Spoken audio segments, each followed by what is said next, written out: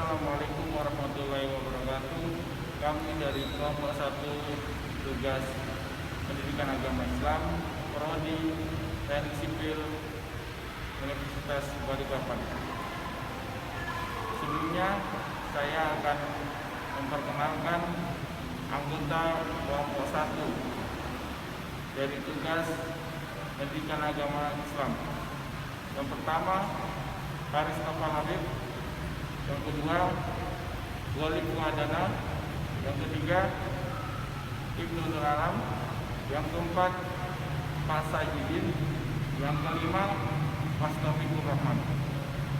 Di dalam video ini kami akan mengabarkan kegiatan dan fasilitas-fasilitas yang ada di Masjid Nurul Iman Muara Rapat. Dan sesi selanjutnya, di sesi wawancara akan dibawakan oleh saudara kita Golib Muadana. Assalamualaikum warahmatullahi wabarakatuh. Berjumpa lagi dengan saya Golib Muadana dari kelompok 1 untuk tugas agama kali ini. Hari ini, malam ini kita telah sampai di Masjid Nurul Iman, dan alhamdulillah saya sudah bertemu dengan salah satu pengurus Masjid Nurul Iman yang berada di sekitar Muara Rapat, yaitu dengan Bapak Joko Sutio. Sebelumnya saya mengucapkan syukur, terima kasih yang banyak kepada Bapak Joko Sutio yang telah melonggarkan dan telah menyempatkan untuk wawancara pada malam hari ini pada maghrib ya. Sebelumnya saya ingin bertanya dari salah satu pengurus, yaitu Bapak Joko Sutio, mengenai tentang apa saja atau bisa menjelaskan tentang fasilitas yang ada di Masjid Nurul Iman ini. Baik, untuk Masjid Nurul Iman sendiri, ini fasilitasnya alhamdulillah sudah banyak, dan itu pun juga sesuai dengan kondisi yang ada. Contohnya ada masjid sendiri, ada aula parkir, ada area bermain anak, juga ada dapur umum. Begitu. Jadi cukup lumayan besar berarti ya. Sudah ada dapur umumnya ya. Betul. Ada ruang tamunya juga. Betul, ada ruang tamu. Nah, Ruang tamu ada. dan selanjutnya mungkin bisa dijelaskan dari Bapak Joko Sutio, bisa dijelaskan tentang program kerja yang ada di Masjid Nurul Iman ini. Jadi untuk program kerja sendiri, kita di sini ada beberapa tahapan program kerjanya. Jadi kita mempunyai jenjang atau bisa dikatakan beberapa kelas programnya. Dari mulai kita kelas PAUD, SD, SMP, SMA sampai usia nikah. Itu semuanya ada kelasnya masing-masing. Berarti semua sudah terurusi, terbina ya, Betul. sejak kecil sampai tua nanti. Betul. Nah, berarti cukup bagus ya program kerja yang ada di Masjid Nurul Iman ini. Dan mungkin apa visi misi dari adanya Masjid Nurul Iman ini sendiri? Untuk visi dan misi tentunya tidak lain adalah untuk membina, untuk menerapkan karakter sesuai dengan semboyan kota kita sebagai Madinatul Iman, yaitu untuk memberikan bekal kepada anak-anak kita, terutama generasi penerus kita, jangan sampai di situ lemah iman. Maksudnya tidak tahu hakikatnya sebagai orang Islam, orang iman, kewajibannya apa. Jadi kita tanamkan dari mulai usia kecil sampai usia tua, semuanya kita berikan misi yang yaitu berkewajiban ibadah, tentunya untuk mengesahkan kepada Allah Subhanahu wa taala.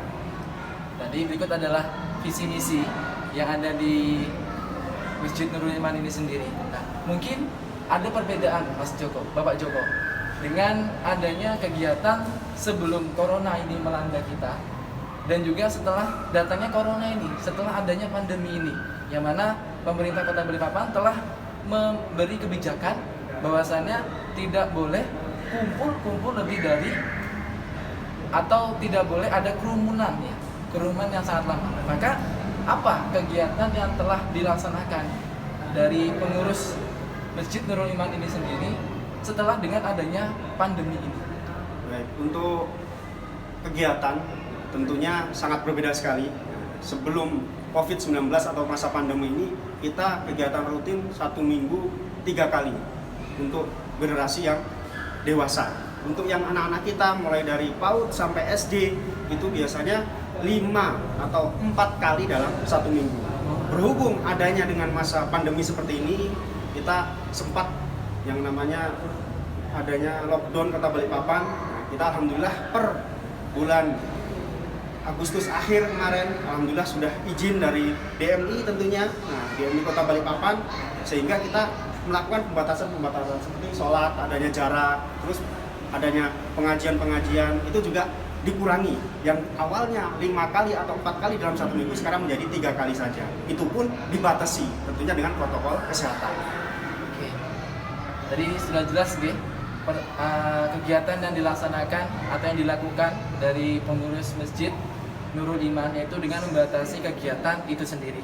Nah, selanjutnya bagaimanakah di dalam penerapan protokol kesehatan COVID-19 ini yang ada di Masjid Nurul Iman ini?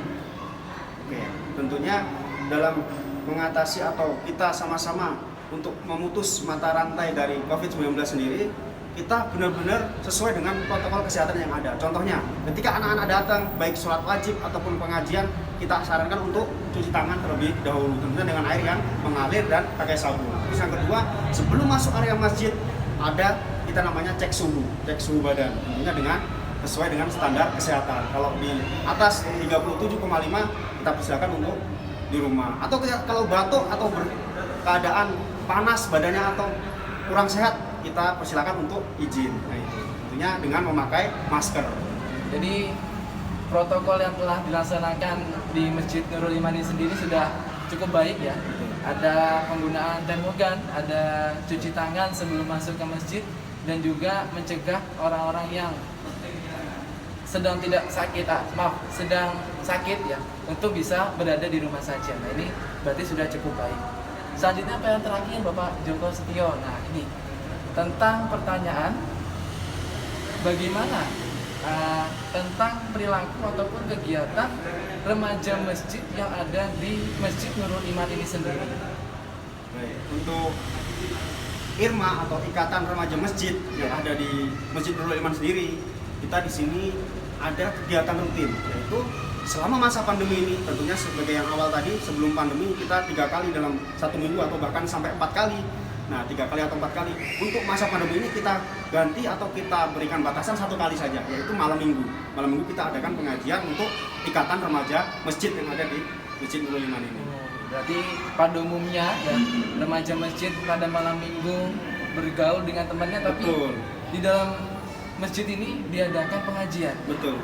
Berarti cukup baik ya, cukup sangat bagus sekali tentang kegiatan yang ada di masjid ini ya.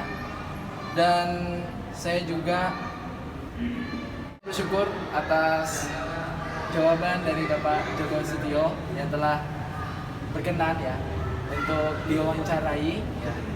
Jadi saya juga mengharapkan mungkin dari teman-teman sendiri bisa mengambil kesimpulan atau bisa mengambil hikmah ya yang telah dilaksanakan di Masjid Nurul Iman ini sendiri, dengan adanya protokol kesehatan dan juga tetap adanya kegiatan pengajian walaupun sedang pandemi, walaupun hanya 1 kali dalam seminggu.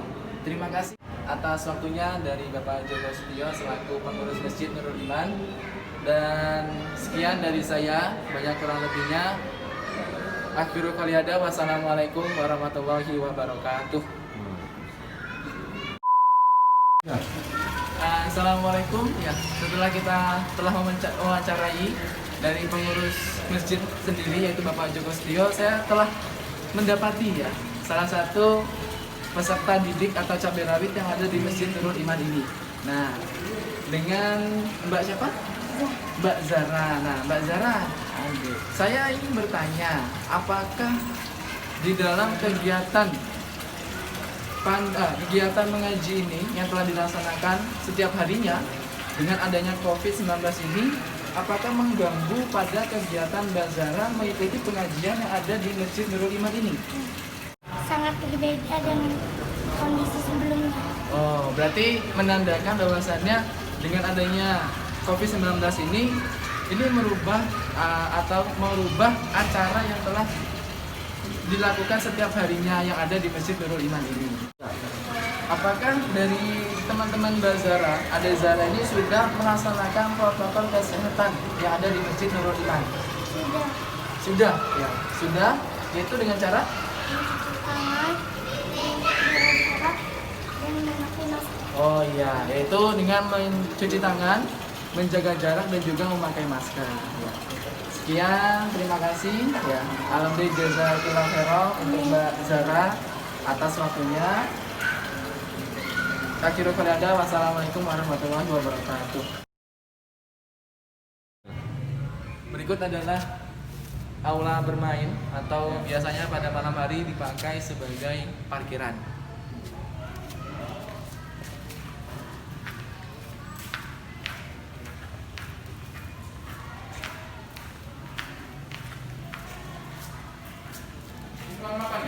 Dan juga di sini terdapat dapur yang biasanya digunakan untuk makan para tamu yang berasal dari luar kota seperti Samboja, Samarinda dan sebagainya. Dan juga di sini adalah komplek para warga Masjid Nurul Iman Muara Rapat.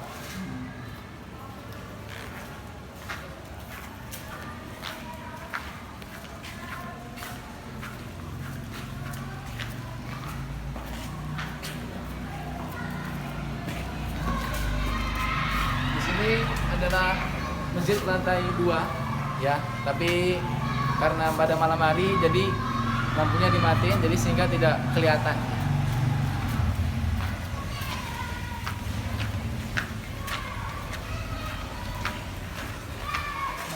Dan juga di sini terdapat ruang tamu yang tamu berasal dari luar kota, Samboja dan sebagainya, sehingga bisa menginap di ruang tamu sini.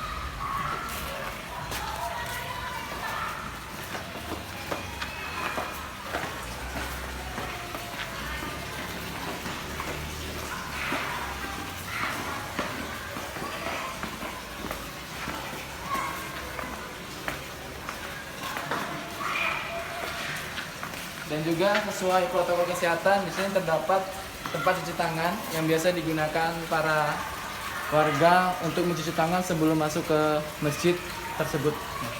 Dan juga di sebelah kiri kita yaitu ada kamar mandi perempuan ya, di sini bisa dilihat.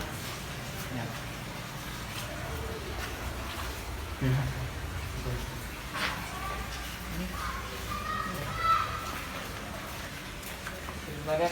Ini adalah kantor utama dari Masjid Nurul Iman yang biasanya digunakan untuk kegiatan musyawarah dan rapat para pengurus Masjid Nurul Iman yang ada di Muara Rapat.